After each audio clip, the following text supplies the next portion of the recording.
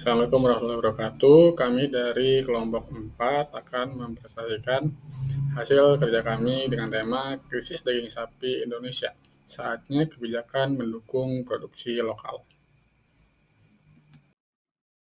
Isu kunci untuk ketergantungan tinggi pada impor, yaitu produksi dalam negeri hanya mampu memenuhi sekitar 70 hingga 80% kebutuhan nasional.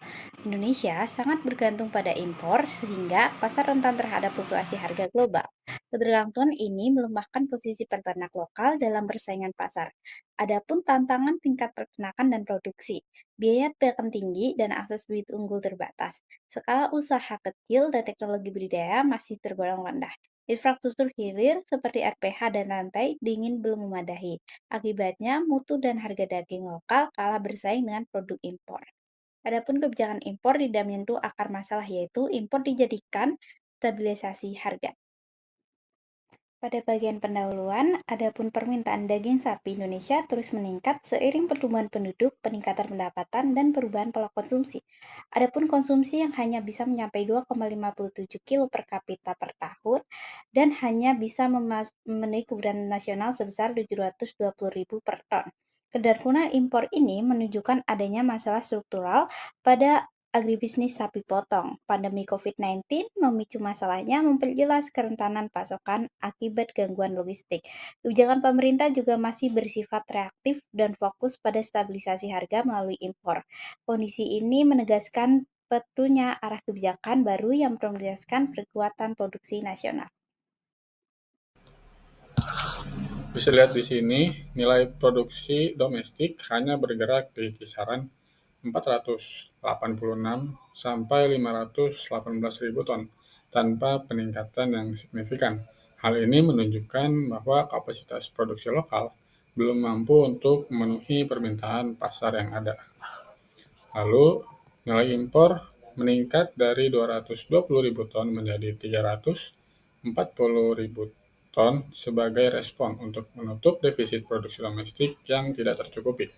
Ini menunjukkan ketergantungan impor yang semakin besar. Untuk kebutuhan naik dari 631.000 ton pada 2014 menjadi 775.000 ton di tahun 2018. Konsumsi meningkat lebih cepat daripada pertumbuhan produksi yang ada.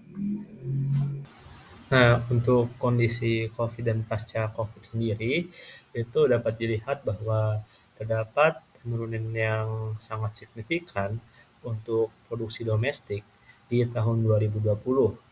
Lalu kemudian produksi domestik meningkat secara perlahan hingga tahun 2023. Nah, ini mencerminkan adanya gangguan produksi yang kemungkinan disebabkan oleh pandemi COVID-19. Nah, berikutnya untuk impor, terdapat penurunan yang sangat signifikan di tahun 2020. Lalu untuk tahun-tahun berikutnya, peningkatan secara konsisten terjadi sehingga mencapai 201.000 ton di tahun 2023.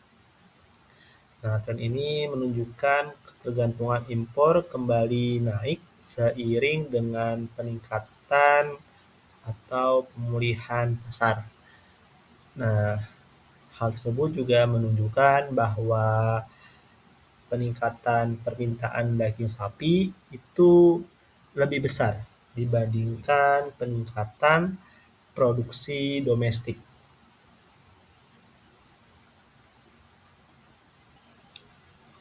Nah, lalu apa sih dampak COVID-19 terhadap pasar daging sapi di Indonesia?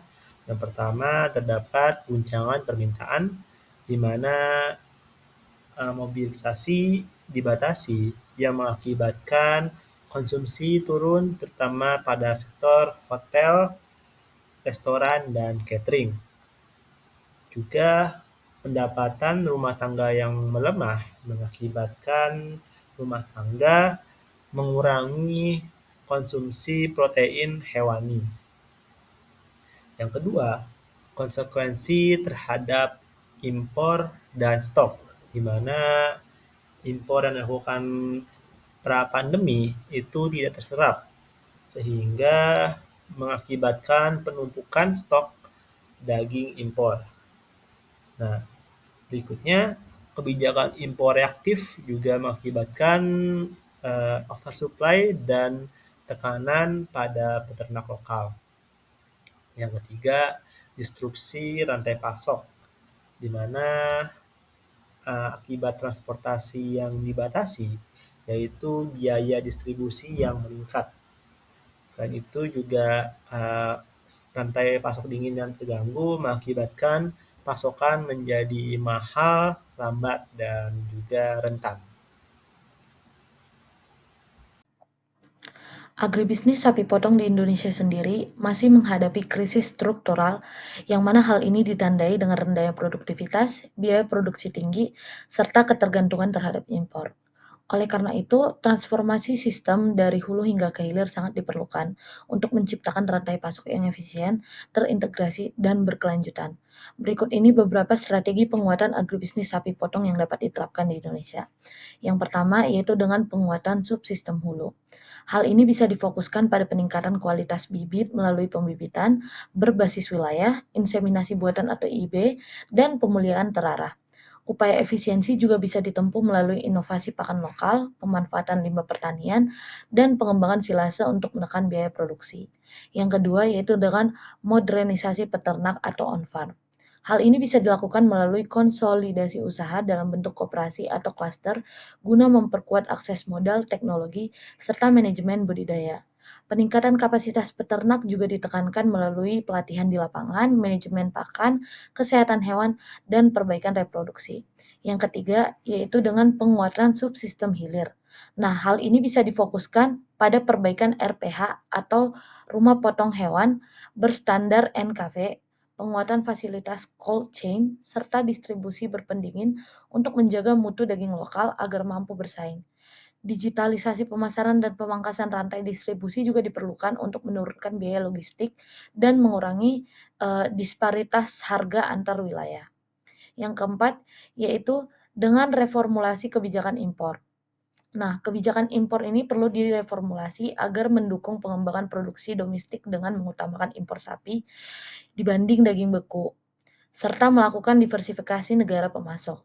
Kebijakan ini harus berbasis data neraca nasional untuk menghindari respon jangka pendek yang tidak menyelesaikan persoalan fundamental. Yang kelima yaitu dengan penguatan kelembagaan dan dukungan pemerintah. Penguatan kelembagaan ini menjadi kunci melalui dukungan pemerintah berupa pembiayaan berbunga rendah, mekanisme harga acuan, serta kemitraan dengan RPH atau rumah potong hewan, serta industri pengolahan. Insentif fiskal diarahkan pada investasi peternakan rakyat, infrastruktur pasca panen, dan inovasi pakan untuk mempercepat transformasi agribisnis sapi potong nasional. Berdasarkan uraian-uraian pembahasan yang sudah kami sampaikan tadi, kami menarik kesimpulan bahwa krisis pasokan daging sapi di Indonesia merupakan persoalan struktural yang telah berlangsung lama. Hal ini ditandai oleh permintaan yang terus meningkat, sementara produksi domestik tidak mampu mengimbangi, sehingga ketergantungan pada impor semakin tinggi dan menimbulkan kerentanan terhadap harga global serta tekanan bagi peternak kecil yang berproduktivitas rendah. Pada pandemi COVID-19 juga memperjelas kelemahan sistem ini, di mana penggunaan impor sebagai solusi reaktif justru menyebabkan oversupply dan penurunan harga di tingkat peternak. Sementara setelah pasca pandemi, permintaan juga kembali pulih, namun tanpa disertai peningkatan produksi yang signifikan, sehingga gap antara supply dan demand itu tetap melebar. Secara keseluruhan, agribisnis sapi potong nasional belum memiliki fondasi produksi yang kuat, efisien, dan terintegrasi dari hulu hingga ke hilir. Sehingga tanpa transformasi struktural pada aspek pembibitan, pakan, modernisasi budidaya, penguatan rantai dingin, serta perbaikan tata kelola kebijakan, Indonesia akan terus menghadapi ketergantungan impor jangka panjang dan ketidakstabilan harga daging sapi. Nah, berdasarkan kesimpulan tadi, kami menarik beberapa rekomendasi kebijakan yang dapat diterapkan di Indonesia, yaitu yang pertama, dengan penguatan hulu melalui perluasan sentra pembibitan, peningkatan inseminasi buatan dan pemulihan, serta percepatan inovasi pakan lokal yang murah dan berkualitas.